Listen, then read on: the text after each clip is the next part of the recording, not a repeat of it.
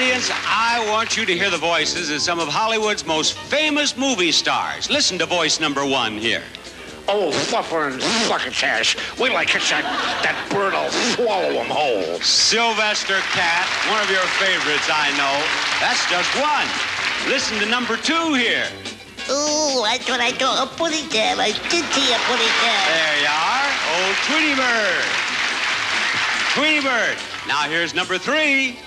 I'm a real Westerner. Where can I find my gumbo? Yeah, Yosemite Sam. That's who it is. And not only that, our next guest earns his living bringing all those characters to life. That's his line. Say hello to Mel Blanc. Come on out here, Mel.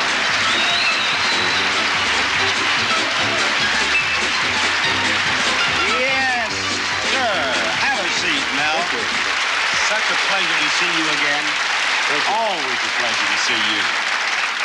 I think you can tell from the response of that audience they love those voices, 3 of their favorites, but you've done so many, and I'd like to ask you to do a few more. Oh, I'd love to. For instance, the Maxwell on the old Jack Benny show. How did that all start? Well, you know, the sound effects men were supposed to play the sound of a motor on a record. Uh-huh. And I saw, just before the cue, I saw they didn't have the electric plug put in the socket. Yes. And it came to the cue, and I jumped up to the microphone, and I made like a Maxwell, like this.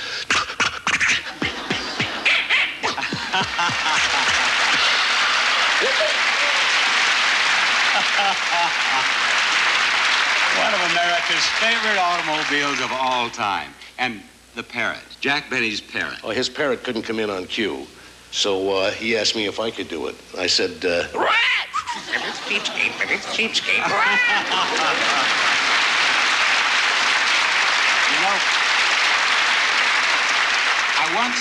I once heard that the Benny writers tried to play a joke on you by deliberately putting something into the script that they didn't think you could handle. Is that true? Did that really happen? Oh, yeah, that's very true. They thought that I couldn't do this. We were visiting Epsom Downs in England, you know, the horse race track. Yes. And one of the writers writes in, Mel Blanc does an English horse whinny. An English horse whinny. How can you tell the nationality of a horse? I couldn't. But I never say no, and I waited for the cue, and when the cue came, I did an English horse whinny like this. Oh,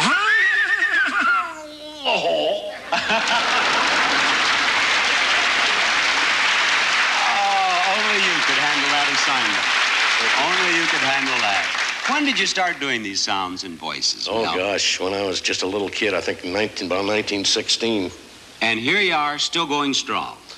Yes, I'm doing a lot more work than I've ever done.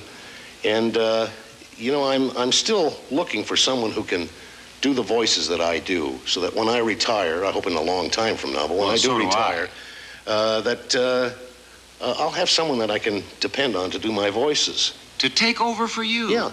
Well, that's going to be tough to try to find someone, I mean. It will be. I wish I could help. You know, maybe I could help you out, Mel. Good. Look out here in this audience. Some of those people look as if they're loaded with talent. At least a couple of them are loaded right up here. I'll tell you what, I'll go out there. I'll find some people I think might have talent. You do a voice for them, and we'll see how well they do. Okay. Here we go. Good deal. Here we go. Now, anyone out here who feels that he or she, here's a lady with her hand up already back here. She has confidence. I'm coming right back to you, madam. Stand up there, will you please? And tell me your name. Sue Schiller. Sue Schiller. What do you do? I'm a medical assistant. And you have never done voices or anything like this? No, not But you really. feel that perhaps you could handle it, do you? All right, Mel, how about Bugs Bunny? Do Bugs Bunny for her, will you please? Me. What's up, Doc? All right. I can do a chicken better than that. What? Now, look. Is this your show or my show? If you want to do a chicken, go out in the parking lot and do a chicken, you see? But if you're going to do what we're asking you to do, it's Bugs Bunny. Bugs Bunny again. Will you please, Mel? Me. Can't you do Bugs Bunny, Doc? Try it once. Yeah. What's up, Doc? That's pretty good. That's better than you thought you could do. Let's see here. Let me look around. Now, you had your hand up. What's your name? I got laryngitis.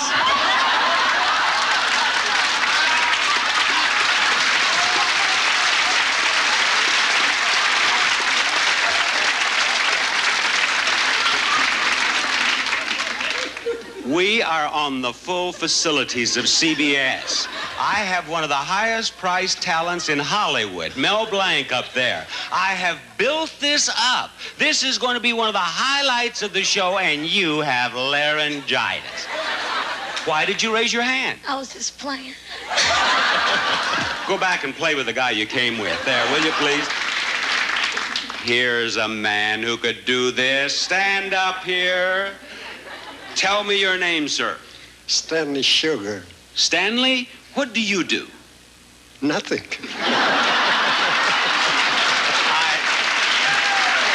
I knew, Stanley. I knew you had talent. If you can live these days and do nothing, you have to have talent.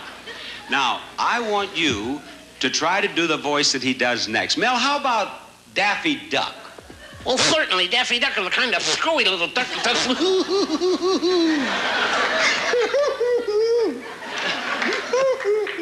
Now, what?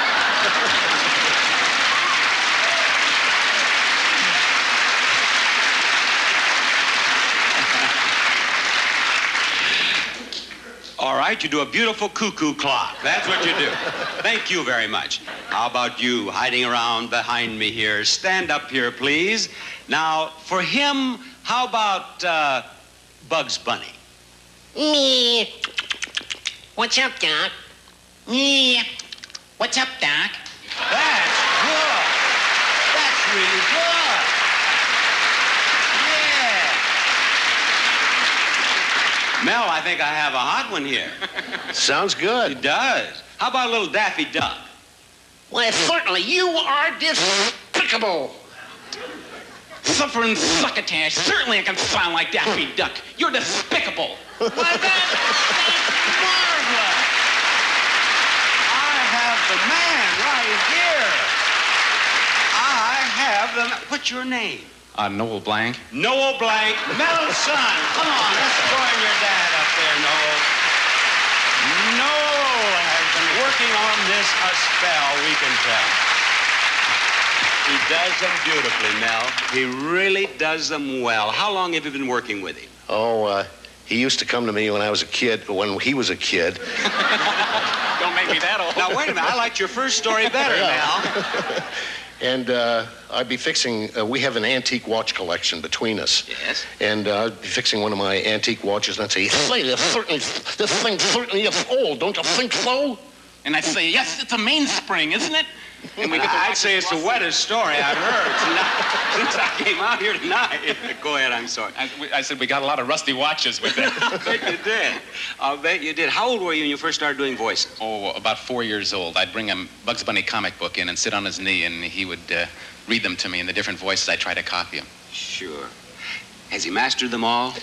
Yes, he has done almost everything except Yosemite Sam is a little gravelly on his voice. Yosemite Sam's real down here, real tough. Every time I try that, my vocal cords end up on the wall somewhere. You know, but it's interesting because he can do that so well and for so long a time.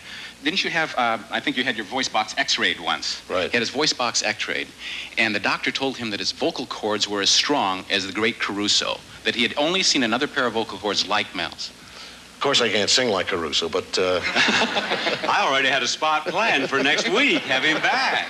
Well, this has just been a marvelous visit. I want to thank you for all of the happiness you've brought us, Mel, and Noel will be watching for you in the future. But before you go, do you two have any final words for us? Yes. That's all, folks.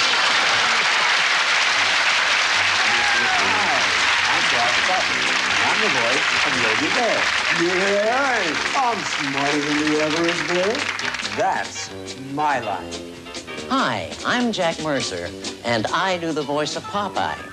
I am what I am, and that's all what I am. And that's my line. Hi, everybody. I'm Clarence Nash, and I'm the voice of Donald Duck. Yeah, hello, everybody. And that's my line. Yep, that's my line.